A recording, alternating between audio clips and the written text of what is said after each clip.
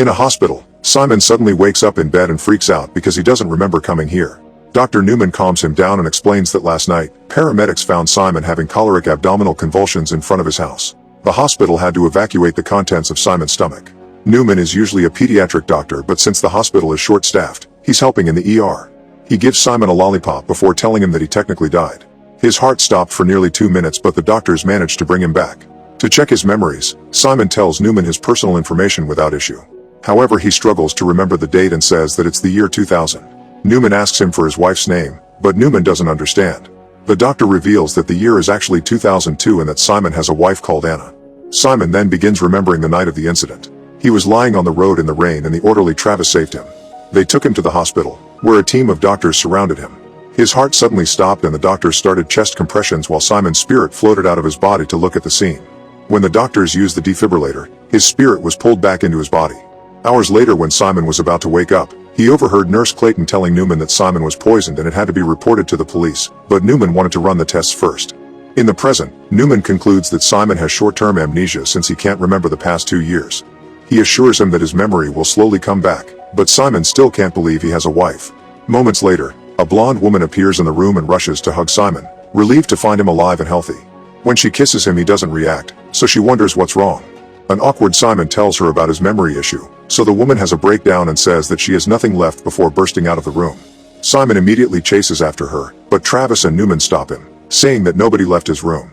When Simon asks Newman why he didn't tell his wife about the amnesia, Newman says he did. At that moment, his wife Anna appears next to them and hugs him in relief. Afterward, Newman uses a puzzle as a metaphor to guide Simon through his memories.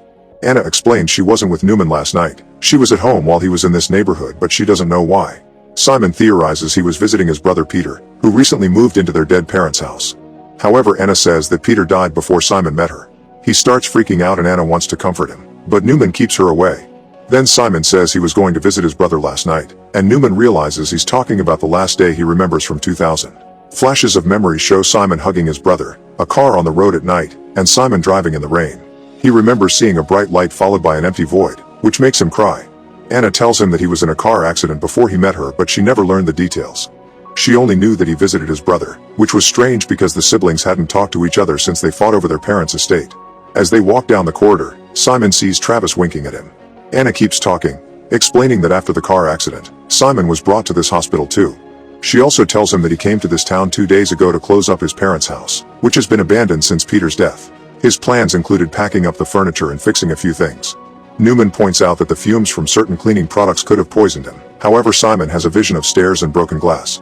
After Newman leaves the room, Anna slaps Simon and tells him to stop pretending. Simon has no idea what she means and Anna says that Simon killed his brother. She also asks if she is really worth all this. Their conversation is interrupted when Travis enters the room, announcing it's time for another test. Anna uses the chance to leave.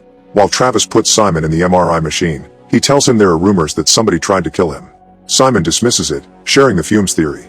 Travis says that everybody dies, but the why and the how are the biggest mysteries. Then Simon is left alone in the machine so the scan can begin. However, a mysterious man enters the room and gives him an injection. Simon can't move because he's strapped to the machine and screams for help, only to pass out. In the evening, Simon wakes up in bed screaming.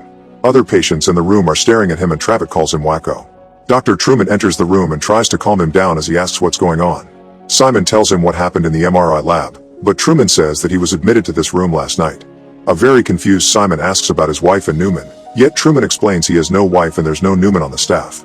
He also reveals that the car accident was last night and Simon had been unconscious until now. Simon runs out of the room and goes to the MRI lab, where he finds other doctors scanning an old lady. He keeps running around the hospital until Truman finds him in the cafe. When Simon asks what year it is, Truman answers 2000.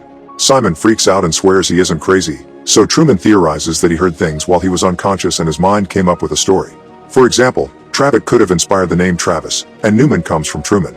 At that moment, Clayton enters the room and Simon recognizes her from the 2002 hospital. She's soon followed by a second nurse who turns out to be Anna. Simon calls her by her name and asks her if she's been here the last 24 hours, but she says no and doesn't recognize him. Simon insists he was here yesterday and he wasn't dreaming before asking Anna to say that she knows him. Truman and Clayton push him down on the bed and give him another injection.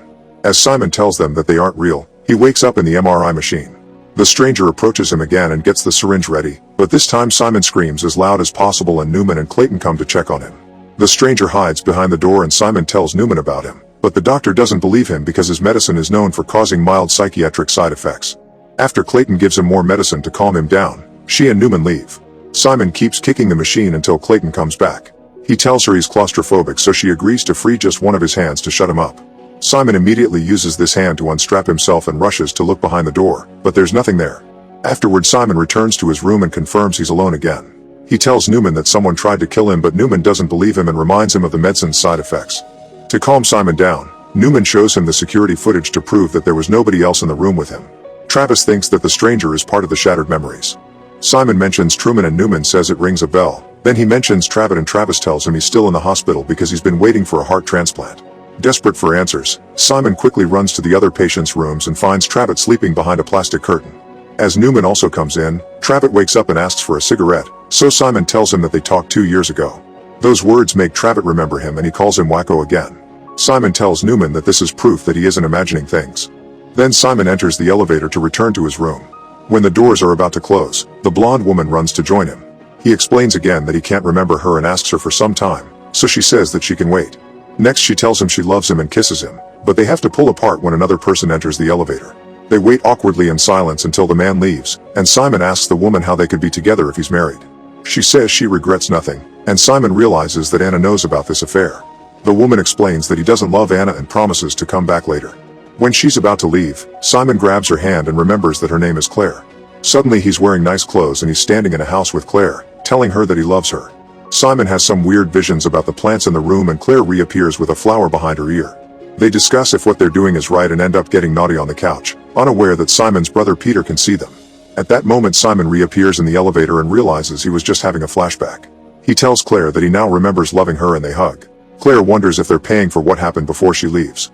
Simon tries to follow her, but she's disappeared. When Simon returns to his room, he finds the other patients again and Travis confirms it's 2000. Then Truman brings Simon to his office to share some bad news. Peter was also in the accident, but he didn't survive. This triggers a memory of Simon and Peter standing near a cliff. Afterward, Simon returns to the room and Travis shares that he'll be operated on tomorrow, so he's scared he won't make it. Simon tells him that he's seen the future and assures him he'll be fine. Their philosophical talk is interrupted by Truman, who says that Peter's fiancée has come to see Simon. He goes to the cafe and is shocked to find Anna waiting, but she quickly clarifies she's just taking her break. She has some questions about the accident, however Clayton calls her back to work. After Anna leaves, Claire enters the cafe and reveals she's Peter's fiancée. Simon freaks out because he can't believe she's doing this to his brother. Claire says she wishes she could go back in time and change things while Simon remembers reuniting with Peter with a hug. When he opens his eyes, Claire is gone and Anna is back. She pulls out a tape recorder and plays a recording of Peter's voice before his death. He said, "Simon did this to me, Simon killed me." Simon freaks out and refuses to believe it as he pushes Anna against a chair, wondering what she's trying to do. Anna starts talking about Simon's family money and a memory flash reveals that he marries her because she blackmails him. Anna gets affectionate and promises to see him more often from now on. When Anna leaves, Simon follows her, but crossing the door drops him on the driveway of his parents' house. Claire is in a car driving away. Simon watches her before entering the house, where he hears two voices arguing. He follows the sound until he sees himself and Peter arguing. When Peter tries to kick his brother out, past Simon refuses to leave and they end up fighting. In the struggle, past Simon pushes Peter through the glass ceiling. Current Simon goes to the roof to have a better view. His past self finds Peter unconscious on the floor covered in glass shards, so he starts dragging the body out. As a phone rings in the background, Simon watches his past self put Peter in the car and drive away. Suddenly the stranger appears behind Simon and tries to attack him. Simon immediately defends himself and loses his mind as he tells the man to stay away from him. He manages to steal the weapon and starts to repeatedly stab the attacker. Confusing memories flash in his mind before Simon reappears in the hospital room, killing his attacker on top of a bed. At that moment Clayton enters the room and checks on the body, revealing that it's actually Travis. Simon screams because he refuses to believe he killed a friend, so Clayton runs away in fear. Then Simon looks at the body too and confirms he made a mistake, so he has a breakdown. The alarm then echoes in the building and Simon can hear security coming, so he rushes to the elevator. He comes out in the basement and sees the guards searching for him on the security cameras. He takes the stairs to look for an exit and accidentally bumps into Anna, who sees the bloodstains and concludes he's killed again. Simon pushes her against the wall and swears this isn't real, but Anna pushes him off and smacks her head on the wall. Two guards then appear in the corridor and Simon runs again, so a chase ensues. When Simon crosses a door, Travis stops him and Simon is shocked to find himself clean again. Travis tries to chat with him, but Simon quickly escapes by taking the stairs. He runs to Travis' room and is relieved to find him alive. Simon realizes he's been hallucinating things after all, so he asks Clayton to tell him about his brother's death. Suddenly Travis feels sick and throws up blood all over the curtains. Blood appears on his chest too, and Simon helps Clayton cover the wounds, which match the stabbing spots. As doctors enter the room to try to revive Travis, Simon steps back and snaps, screaming, "I killed him." Another flashback shows that Simon took Peter's body to the cliff in the car and moved him to the passenger seat. Then he released the brake and the vehicle started to move. At that moment a truck appeared on the road, so Simon quickly got back in the car and stopped it. The truck stops nearby and the owners start getting dirty in it. Simon has no choice but to move Peter and drive away. In the present, Simon corners Clayton and forces her to talk. Clayton tells him that Peter was brought by the paramedics and was sent to surgery, but his injuries were so severe that he was put on life support. Unfortunately, he didn't make it. Their conversation is interrupted by Anna's arrival, and Simon notices that her wound from 2000 is appearing now on her forehead. Anna ignores it and asks him to come home, but Simon refuses to play her game and swears he'll change things. Then Simon goes to the cafe, but he's still in 2002.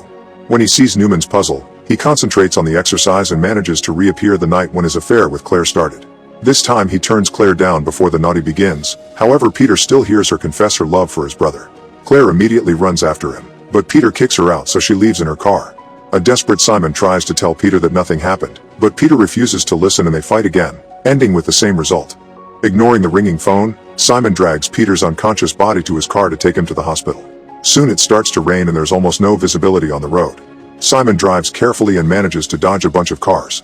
However, Peter suddenly wakes up and Simon gets distracted, so his car ends up crashing into Claire's. Minutes later paramedics arrive and one of them looks like Anna. Claire is already dead, so the team concentrates on the brothers. Travis checks on Simon, matching the memory from earlier. Once the brothers recover, they get together to talk. Simon is still confused about what happened, so Peter tells him that the phone call had been from Claire. She regretted leaving them and turned the car around to return to the mansion, only to crash into the brothers' vehicle. Simon looks at a picture and notices that their father is Newman. He starts freaking out and Peter says that they all died, including Simon himself, so he needs to let go. Refusing to give up, Simon reappears on the road with Travis rescuing him. The hospital scene happens the same way. Simon's heart stops at 8 p.m., which matches the year 2000, and his death happens at 8:02, which matches 2002. His spirit watches everything from above and rushes to get back in the body. Simon then wakes up in the bedroom, hearing from the doctor that it's the year 2002, that he died, and that his wife Anna is waiting outside. Make sure to subscribe and turn on notifications so you can watch more videos like this.